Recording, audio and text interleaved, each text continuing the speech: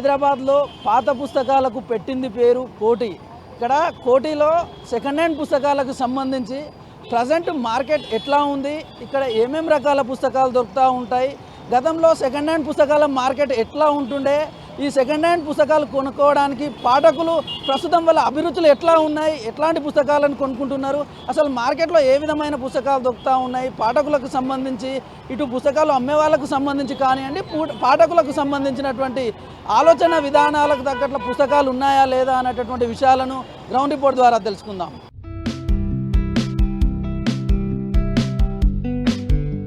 ప్రస్తుతం మనం కోటికి సంబంధించి సెకండ్ హ్యాండ్ పుస్తకాలకు సంబంధించినటువంటి బుక్ స్టాల్స్ ఉండే ప్రాంతంలో ఉన్నాం. అయితే ఈ పుస్తకాలకు సంబంధించి మార్కెట్లో ఎట్లా డిమాండ్ ఉన్నది, దీనికి సంబంధించి నిర్వాహకులు మనతో ఉన్నారు, మాట్లాడడానికి ఒకసారి వాళ్ళతో మాట్లాడే ప్రయత్నం చేద్దాం. నా భయ్యా బోలే కైసా హై సెకండ్ హ్యాండ్ बुक्स का मार्केट प्रेजेंट? अभी हम लोग यहाँ मार्केट में 20 ईयर से है. एक्चुअली क्या है, स्टूडेंट्स बहुत सारे हमारे पास 90% सेकेंड हैंड बुक्स लेने के लिए आते हैं, जहाँ पे डिस्काउंट ज़्यादा मिलता, अच्छा मिलता बोल के हम कस्टमर को भी वही रिस्पेक्ट अच्छा देते हैं. वो लोग कम्प्लीटली सेमेस्टर वाइज स्कूल से लेके inter, degree, medical every books के लिए हमारे पास आते, परचेज़ करते, लेके जाते हैं. हम भी कस्टमर के साथ अच्छी बिहेवियर अच्छा करते हैं. वो लोग हमारी बात सुन के आते. और कोटी मार्केट पुराना है, ये मालूम है सबको, इसीलिए यहाँ पर पब्लिक आती है. नया बुक्स के छोड़ के पुराने बुक्स लेने के लिए आती. प्राइसेस कैसा रहता है नया बुक्स को, ये ओल्ड बुक्स को डिफरेंस क्या रहता है? नया बुक्स का क्या है, पब्लिकेशन पे डिपेंड रहता है, उस पर अलग अलग परसेंटेज अलग अलग आता है. सेकेंड हैंड बुक्स का सिर्फ 50 to 60% तक डिस्काउंट रहता है. ये बुक स्टॉल कैसा है, कितने हैं अब, इससे पहले कितना रहता था बुक स्टॉल्स, अभी कितने हैं मार्केट में? पहले जो पुराना मार्केट था वुमेंस कॉलेज के पास से लेके यहाँ तक 400 शॉप्स थे. अभी ज़रा कम हो गए, 150 to 200 शॉप्स हुए. अब कैसा है? अभी थोड़ा बिजनेस को हटने की वजह से थोड़ा कम हो गया. इसमें कौन सा बुक्स ज़्यादा रहते हैं सेकंड हैंड में, कौन सा बुक्स स्टूडेंट प्रेफर करते हैं मांगने के लिए? नहीं, जैसा कि अब कॉलेज का सेमेस्टर स्टार्ट हुआ, कॉलेज के बुक्स चलते हैं, स्कूल स्टार्ट हुआ, स्कूल के चलते हैं. अब जी कॉम्पिटेटिव रहा, कॉम्पिटेटिव चलता है. जैसा जैसा रहेंगे वैसे चलते रहते हैं.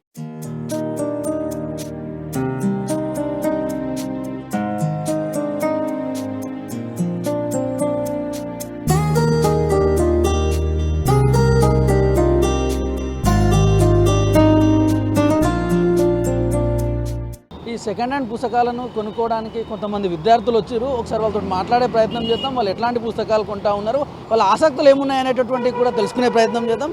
హాయ్ బ్రదర్, మీ పేరేం పేరు? రాహుల్. రాహుల్, ఎక్కడి నుంచి వచ్చారు? అది తుక్కు కూడా. ఏం పుస్తకాలు కొనడానికి వచ్చారు? బిఏ పుస్తకాలా? సెకండ్ హ్యాండ్ పుస్తకాలు ఎట్లా అనిపిస్తూ ఉన్నాయి? ఇట్లా అనిపిస్తున్నాయి, చదువుకోవడానికి అవసరం వస్తాయి కాబట్టి కొత్త ఎందుకు అన్నట్టు పాతవి తీసుకుంటున్నాం. ఎందుకు పాత పుస్తకాలను ప్రిఫర్ చేయడానికి కారణం? ప్రిఫర్ చేయడానికంటే డబ్బుల పరంగా సేఫ్ అవుతాయి, అదే కదా సబ్జెక్టు ఉండేది, అందుకని డబ్బులు సేవ్ అవుతాయి అని చెప్పి తీసుకుంటున్నాం సెకండ్ హ్యాండ్లో. తమ్ముడు, నువ్వు ఎక్కడి నుంచి వచ్చినావు? నేను తుక్కగూడనే వచ్చేసిన. ఏం బుక్స్ కొందామని వచ్చావు? BA HEP academic books. అట్లా కొత్తవి తీసుకోకుండా కొత్తవి తీసుకున్నాం, కొత్త బుక్సే తీసుకున్నాం.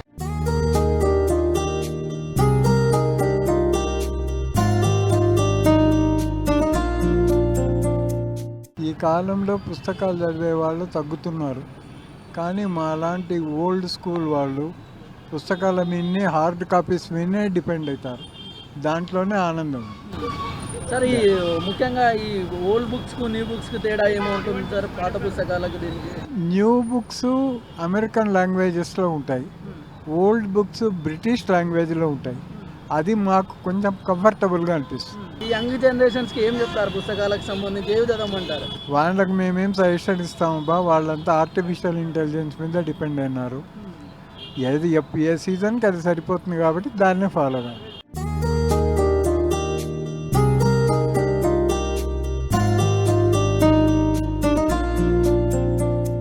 పాత పుస్తకాలకు ఈ పుస్తకాలకు డిఫరెన్స్ ఏముంటుంది? పాత పుస్తకాల్లో ఎక్కువ ఇన్ఫర్మేషన్ ఉంటుంది, కొత్త పుస్తకాలలో కొంచెం పార్ట్ 1 పార్ట్ 2 అట్లా ఉంటుండొచ్చు, కానీ పాత దాంట్లోనే ఎక్కువ మనకు ఇన్ఫర్మేషన్ దొరుకుతుంది.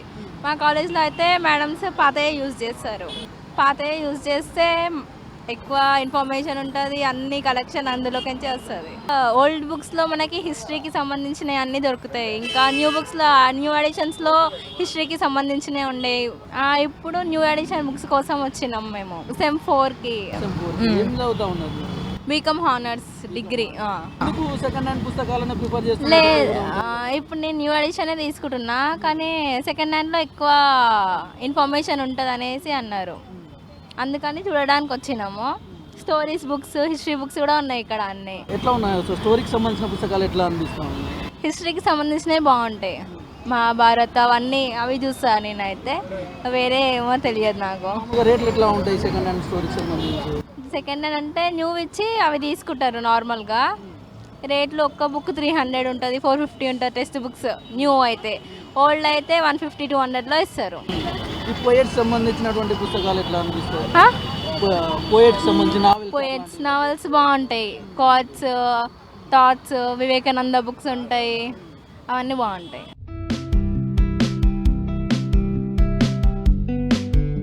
చాలా మంది పబ్లిక్ ఇక్కడ పాత పుస్తకాల వైపు ఇంట్రెస్ట్ చూపిస్తూ ఉన్నారు. మీరు కూడా ఒక పాత పుస్తకం కొనుక్కున్నట్లు ఉన్నారు. ఏందన్న ఈ పాత పుస్తకాల వైపు ఇంట్రెస్ట్ చూపెట్టడానికి కారణం ఏందంటారు? కొత్త బుక్స్ వచ్చేసి రేట్ ఎక్కువ ఉన్నాయి ఇప్పుడు. ఎంత ఏ బుక్ తీసుకున్నా కానీ మినిమం 300. అది మన తెలుగు వాళ్ళు నవ సాహిత్య ఒకటి ఉంది, విశాలాంధ్ర ఉంది, వీళ్ళు పబ్లిష్ చేస్తే మినిమం 300 పడుతున్నాయి. అదే వేరే వాళ్ళు ఉన్నారు, ఇంగ్లీష్ వాళ్ళు ఉన్నారు, ఇంగ్లీష్ నవల్స్ తెలుగులోకి వస్తున్నాయి, అది ఎత్తుకుంటే మినిమం 500 వస్తుంది అనమాట. సో కాస్ట్ ఎక్కువ ఉన్నాయి. చదవాలనుకున్న వాడు 500 పెట్టి కొనుక్కొని చదవాలంటే ఇబ్బంది కదా. అదే సెకండ్ హ్యాండ్ అనుకోండి, ఇది 200కి ఇచ్చారు ఇంత బుక్. అదే బుక్ కొత్తగా కొన్నామంటే 600 వస్తాడు. సో అందుకు దీనికి వస్తున్నారు. పైపెచ్చు దీనిలో కొందాం అనుకుంటే తెలుగు బుక్ ఒకటి ఉండట్లేదు, అన్ని ఇంగ్లీష్. సో తెలుగు కావాలంటే ఇంకా అర్థం కావట్లేదు నాకేం చేయలేదు. నేను రెగ్యులర్గా హైదరాబాద్ వస్తున్నాను. నవసాహితీ వచ్చిన తర్వాత అక్కడ కూడా బుక్స్ దొరకట్లేదు. అడిగితే లేవండి తెలుగు బుక్స్ రావట్లేదు, ఎవరు చదివేట్లు రావట్లేదు. కానీ మొన్న లాస్ట్ ఇయర్ 1 మంత్ లాస్ట్ జరిగింది, బుక్ హౌస్ జరిగింది. విజయవాడ నుంచి స్టాల్ చాలా వచ్చాయి, నెంబర్ ఆఫ్ బుక్ వచ్చి కొన్నారు. మన విజయవాడలో జరిగింది, అక్కడ మన పవన్ కళ్యాణ్ గారు 2 లక్షల బుక్లు కొన్నారు. తెలుగు బుక్స్ కొనే వాళ్ళు చాలామంది ఉన్నారు, కానీ ప్రచురించట్లేదు. అందుకని మీరు ఇందాక నుంచి తెలుగు పుస్తకాలు తక్కువైపోయినాయి, ఇంగ్లీషే పెరిగినాయి అని అంటున్నారుగా. మీరు గమనించిన కారణం ఏంది తెలుగు పుస్తకాలు తగ్గిపోయి ఓన్లీ ఇంగ్లీష్ పుస్తకాలే తీసుకోవడానికి? ప్యాషన్. తెలుగు చదివితే వీడికి ఏం రాదు, ఇంగ్లీష్ చదివితే అబ్బా ఇంగ్లీష్ బుక్ చేతిలో ఉంది వీడికి అనేచ్చు. ప్యాషన్, ప్రపంచంతో పాటు మనం ఉండాలి కదా, ప్యాషన్. కానీ చాలామంది తెలుగులో ఇంట్రెస్ట్ పడుతున్నారు. అసలు తెలుగులో వర్డ్స్ ఉంటాయి, ఒక వర్డ్కి ఎన్ని పర్యాపదాలు ఉంటాయని ఏ లాంగ్వేజ్లో ఉండవు, కానీ మనకి అవసరం లేదు. పాత పుస్తకాలకు కొత్త పుస్తకాలకు ధరలు ఎట్లా ఉంటాయన్న? పాతవి అంటే కదా రేట్ ఆఫ్ ఇన్ఫెక్షన్ ఉంటుంది కదా, సో అలాగే. కానీ టూ మచ్ కాస్ట్ ఉన్నాయి, ప్లస్ పేపర్ క్వాలిటీ కూడా చాలా తగ్గింది. ఇంతకుముందు వచ్చేసి కథ ఎక్కువ ఉంటున్నది, అంటే లైక్ ఒక పేపర్లో ఒక 40 లైన్లు 30 లైన్లు వచ్చు. ఇప్పుడు ఒక పేపర్లో 20 లైన్లు ఉంటాయి. కథ కంటెంట్ తగ్గిస్తున్నాడు, పేపర్ బుక్ ఇస్తున్నాడు, రేట్ ఎక్కువ ఇస్తున్నాడు. సో కంటెంట్ తక్కువ ఉంటుంది, ప్లస్ అది కాక ఐ థింక్ పబ్లిషర్స్ సరిగ్గా సపోర్ట్ చేయట్లేదని నా ఉద్దేశం.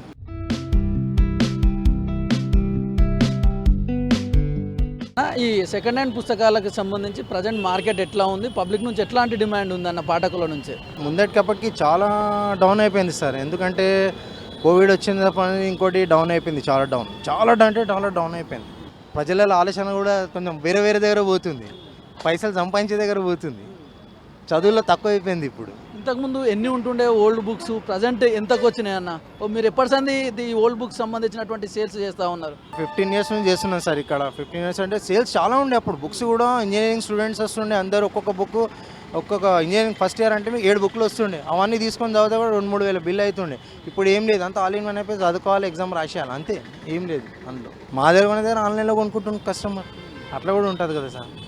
అంటే జనరల్గా రోజు మీకు ఎన్ని పుస్తకాలు అమ్ముడవుతూ ఉంటాయన్న ఒక అందాజ అన్న కూడా మాకు అవుతాయి సార్. ఒకటి ఎక్కువ అన్న కూడా 10-15 బుక్స్ అయితే ఎక్కువ అయిపోయింది. బుక్ అప్పుడు అంటే చాలా అమ్ముతుండే సార్, డైలీ 7,000-8,000 రూపీస్ అమ్ముతుండే డైలీ.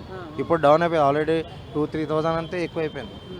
ఎక్కువ ఎట్లాంటి రకాల పుస్తకాలు దొరుకుతూ ఉంటాయి? అకాడమిక్ లేదంటే లిటరేచర్కి సంబంధించిన నావెల్స్ లాంటి ఎట్లాంటి పుస్తకాలు ఎక్కువ ఉంటాయి మీ దగ్గర? మా దగ్గర నావెల్స్ ఉంటాయి, లిటరేచర్స్ ఉంటాయి, అన్నీ ఆల్ బుక్స్ ఉంటాయి. కానీ ఇప్పుడు మోటివేషనల్ బుక్స్కి ఎక్కువ కస్టమర్స్ చేస్తున్నారు. మోటివేషనల్ మనం ఎలా ఉండాలి, 7 హ్యాబిట్స్ మనం ఎలా, అవి తెలుసుకుంటున్నారు అందరు. ఇప్పుడు ప్రజలందరూ తెలుసుకుంటున్నారు దాని గురించి. ఆ బుక్స్ ఎక్కువ అడుగుతున్నారు, చదువు గురించి తక్కువ అయిపోయింది. ఎందుకంటే ఎక్స్పీరియన్స్ ఇక్కడ నడుస్తున్నది మీకు చెప్తున్నాను నేను. అలా రేట్స్ ఎట్లా ఉంటాయన్న మీ దగ్గర సెకండ్ హ్యాండ్ పుస్తకాలకు సంబంధించి? రేట్స్ అంటే మనం ఇప్పుడు చూడండి సార్, మాకంటే 50% కంటే తక్కువ అమ్మిస్తాం మేము కస్టమర్కి. ఇల్లు నడవాలంటే పైసలు కావాలి, మేము తక్కువ చేసి ఇచ్చేస్తాం. ఏమున్నాయి మాకు కొంచెం తక్కువలో ఉంటాం కదా, కాబట్టి తక్కువ. ఈ సెకండ్ హ్యాండ్ పుస్తకాలు అన్నింటిని కూడా మీరు ఎక్కడి నుంచి సేకరిస్తారు? వీటన్నిటి నుంచి మీకు ఎట్లా వస్తాయి ఇవన్నీ? ఏంటంటే మాకు కస్టమర్స్ తెచ్చిస్తారు సార్. మాకేంటంటే 50% ఇప్పుడు అమ్ముతాం కదా, మేము ఒక 100 రూపాయలు బుక్ అమ్మినాం, అమ్మితే ఆయనకు రాసిస్తాం. వెనకాల 50 రూపీస్ రిటర్న్ వస్తాయని మీకు రాసిస్తాం. మళ్ళీ వాళ్ళు తెచ్చిన తర్వాత వాళ్ళకి ఏదో ఒక 2-3 వాడాలు చెప్పి 20-30లో తీసుకుంటాం బుక్. తీసుకొని మళ్ళీ ఏం చేస్తాం, దానికే సేల్ చేసుకుంటాం అనుకోని అట్లా.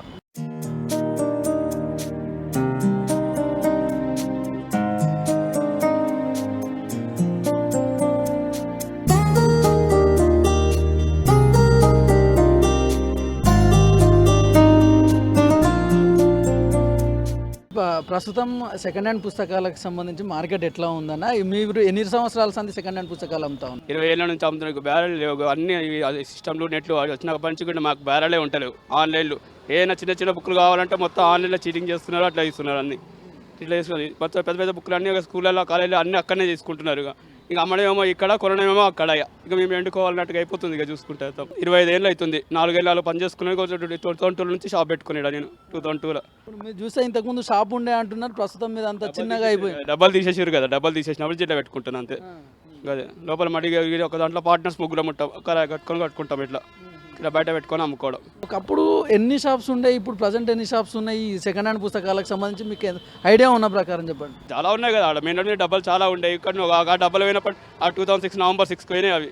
అప్పుడు పోయినా అంటే ఈ డబ్బలు 2007 ఫిబ్రవరి 19 ఈ డబ్బలు పోయినాయి.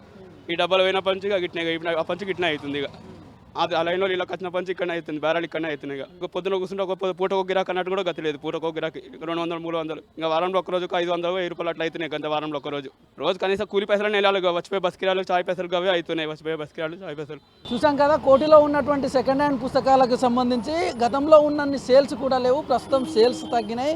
కేవలం సేల్సే కాదు, దీనికి సంబంధించి పుస్తకాల షాపులు కూడా ప్రస్తుతం తగ్గినాయి. ఒకప్పుడు వేల సంఖ్యలో ఉండేటటువంటి పుస్తకాలు ప్రజెంట్ కేవలం 200 వరకు మాత్రమే ఉన్నాయని చెప్పేసి ప్రస్తుతం ఇక్కడ ఉన్నటువంటి షాప్ నిర్వాహకులు మనతో చెప్తా ఉన్నారు. అదేవిధంగా వచ్చేటటువంటి పుస్తకాలు కొనేటటువంటి పాఠకుల సంఖ్య కూడా రోజు రోజుకు తగ్గిపోతుంది అనేటటువంటి విషయాన్ని ఇక్కడ ఉన్నటువంటి నిర్వాహకులు చెప్తా ఉన్నారు. ఇది సెకండ్ హ్యాండ్ పుస్తకాలకు సంబంధించినటువంటి పూర్తి డీటెయిల్స్. కెమెరామ్యాన్ జగన్తో నరేష్, V6 న్యూస్, హైదరాబాద్.